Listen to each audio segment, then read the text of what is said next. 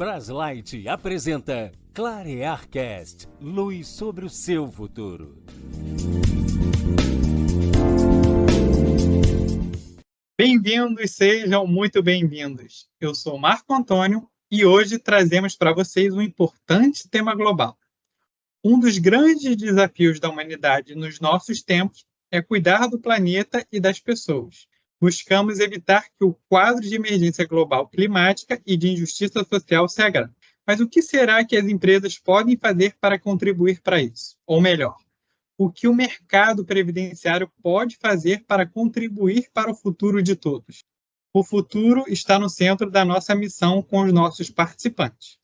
Mas podemos ir mais longe adotando práticas que se alinham neste desafio mundial.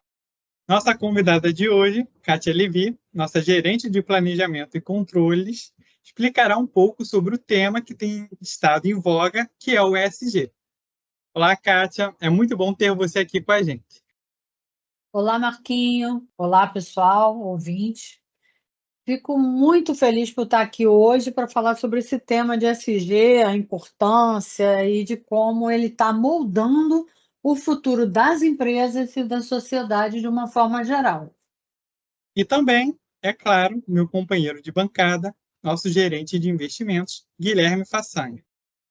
Kátia, prazer te receber aqui, mais uma vez com o Marquinhos, todo mundo que nos ouve. Muito legal esse tema. Eu e a Kátia fizemos um trabalho, né, em conjunto sobre ESG e estou muito empolgado porque percebemos o quão importante é o assunto e quão necessário, né, quanto mais necessário se faz na nossa indústria e no resto do mundo também. Kátia, acho que você pode começar explicando para o nosso público o conceito que sustenta as práticas ESG e o histórico que levou a essas recomendações que hoje são adotadas em empresas e instituições ao redor do mundo. Trata-se de um compromisso global firmado na Rio 92 e que depois se desdobra em uma série de resoluções. É exatamente isso. Na verdade, esse tema ele é bastante antigo, iniciado sob a bandeira da sustentabilidade lá em 1972. Mas, durante a Conferência das Nações Unidas sobre o Meio Ambiente e Desenvolvimento, que foi até aqui no Rio, a Rio 92, foi estabelecido um conjunto de 17 objetivos, que a gente chama de ODS, que são Objetivos de Desenvolvimento Sustentável, com metas a serem cumpridas até 2030, que foi assim um compromisso global adotado por 193 países para promover o desenvolvimento sustentável. Mas o engraçado é que esse termo ESG, propriamente dito, ele só surgiu em 2004, quando o ex-secretário-geral da ONU, o Kofi Annan, fez um desafio a 50 presidentes das maiores instituições financeiras do mundo, pedindo que estes criassem soluções para integrar os fatores sociais, ambientais e de governança no mercado de capitais até 2030. O ESG, ele tem 3 pilares, né? O ambiental, que busca garantir a proteção dos recursos naturais, o social, que trata de todos os fatores que afetam as pessoas, e o G de governança, né, que leva em consideração a forma como uma empresa é administrada, com os requisitos éticos. A partir daí, o movimento tem evoluído para incluir uma série de práticas para garantir que as empresas atuem de forma sustentável e ética, focando nas questões ambientais, sociais e de governança. No nosso segmento, hoje, a gente já tem uma série de resoluções, padrões, guias de boas práticas que foram estabelecidos justamente para orientar as instituições em suas práticas ESG. Kátia, é muito bom escutar essa aula, né, de história, né, e aplicabilidade do tema. E também, né, trazer para o nosso público que isso não é tão discutido, né, abertamente, né? A gente vê que existe uma progressão um pouco até embrionária, né, passo a passo muito curtinho, até chegar ao ponto, né, da nossa atuação local, né, assim, no nosso dia a dia, né? A gente percebe como que é difícil, né, entender e colocar em prática, né, nas empresas, que, afinal de contas, sem a sociedade privada, né, e pública também, fica difícil de fazer com que o tema tome uma proporção grande e gere impactos, né? Então, acho que o desafio maior da agenda ESG é, de fato, diminuir as distorções, né, e fazer com que isso seja aplicável de maneira sustentável, e sustentável também financeiramente, né? Sim, Guilherme. Na realidade, a estratégia ESG, ela é crucial não somente por essa abordagem ética, sustentável, mas também porque ela tem um papel na transformação cultural das organizações e, por consequência, das pessoas.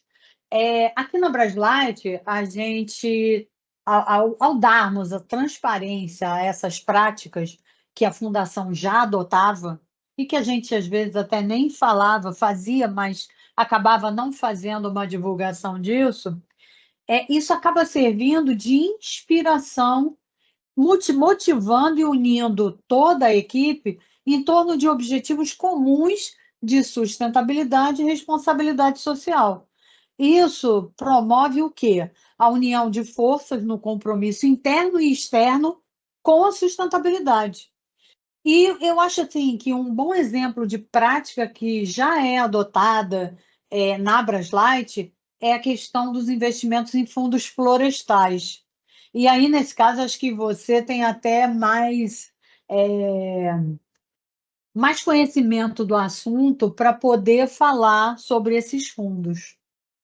Com certeza, é uma classe que a gente tem como um certo orgulho, né, um xodó, porque fizemos investimentos num tempo onde existia uma certa suspeita, né? Como assim vai plantar floresta e vai ganhar dinheiro com isso, né? As pessoas ficavam um pouco assim preocupadas com o tipo de estratégia, mas que vem se mostrando cada vez mais resiliente, responsável, de impacto e que traz grandes retornos, né? Hoje nós estamos no nosso terceiro fundo florestal, tem uns que já estavam em fase de plantio, segunda muda, e todos eles batem com grande diferença a nossa meta atuarial, ou seja, trazem retorno para a fundação também, né?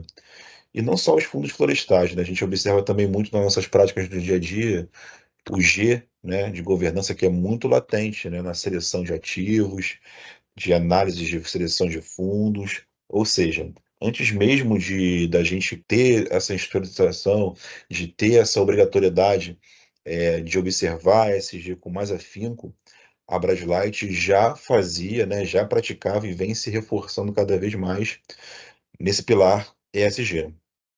Que maravilha saber disso! Realmente, os investimentos sustentáveis são determinantes para a mudança do comportamento das empresas. Mas agora eu queria que a Kátia falasse da proposta do grupo de trabalho ESG e qual é a sua função na fundação a partir do lançamento dessa estratégia. Na realidade, Marquinho, esse trabalho ESG, nós começamos, como o Guilherme falou logo no início, o ano passado, em 2023, fazendo justamente um estudo do que seria aplicável na fundação. E aí, depois que a gente fechou todo esse estudo, todo esse trabalho, a ideia da criação de um grupo de trabalho era o quê? É o de garantir que a chama ESG se mantenha acesa na fundação, para isso não ser simplesmente uma onda que a gente vai fazer uma série de ações e depois acabar.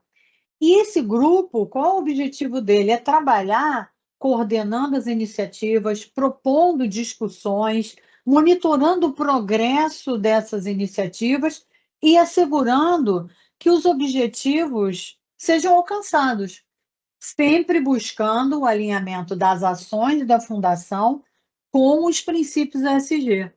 E aí, com esse grupo, a gente também consegue criar um canal que vai sempre estar aberto à contribuição dos colaboradores.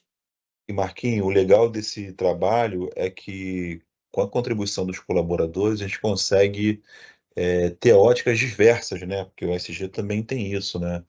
A gente tem que trazer um olhar múltiplo, né?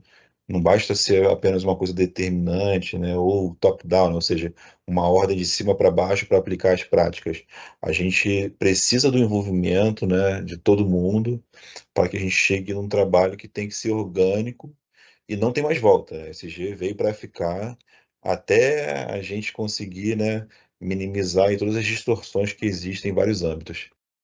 Exatamente, Guilherme. Eu já faço parte desse grupo ESG lá na Braslight e eu estou super animado com que o resto dos colaboradores e o pessoal, toda a equipe, também participe com ideias, com sugestões de ações, de como abordar o tema, porque cada um e todo mundo pode contribuir sempre um pouquinho, né? E assim, esse tema é muito rico, é muito bom de explorar, a gente poderia ficar aqui falando horas sobre ele, mas, infelizmente, a gente precisa encerrar aqui o nosso podcast com o pessoal.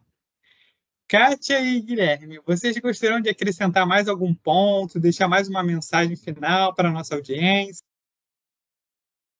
Na realidade, Marquinhos, o que eu diria é o seguinte: essa transformação é uma transformação que ela vem em onda, ou seja, quanto mais empresas se envolverem com isso, mais eles transformam a cultura interna, e transformando a cultura interna, eles fazem com que os colaboradores também impulsionem essa transformação, seja na comunidade onde vivem, seja nas suas famílias, junto aos seus amigos. Eu acho assim, se cada um de nós fizer a sua parte, a mudança é possível. E Marquinhos, e também acredito que, como investidores institucionais, né, a Braslight, por exemplo, que gerem bilhões, e demais outras fundações no Brasil e no mundo, elas têm um impacto muito grande por conta disso, né? Então, cada vez mais que as práticas sejam adotadas de maneira correta, né, e que tenha esse impacto na decisão dos investimentos, a gente vai ver que a aplicabilidade da ESG, ela vai ganhar força, né? Então é importante no micro, como a Kátia falou, e também observar o macro. Por isso que temos que caminhar em conjunto, né? Nas ações de menor impacto, aquelas do dia a dia pessoal, ou na pessoa jurídica também. É só isso que eu tenho a dizer. Esse programa foi realmente assim muito inspirador. E eu espero que os nossos ouvintes tenham gostado de saber que a Braslight está em constante movimento de evolução em suas práticas de gestão. Queremos contribuir para um futuro melhor, não só para os nossos participantes, mas para toda a humanidade. As práticas ESG vão nos ajudar a cumprir esse propósito. Com essa determinação, vamos encerrando mais um ClarearCast. Até o próximo episódio.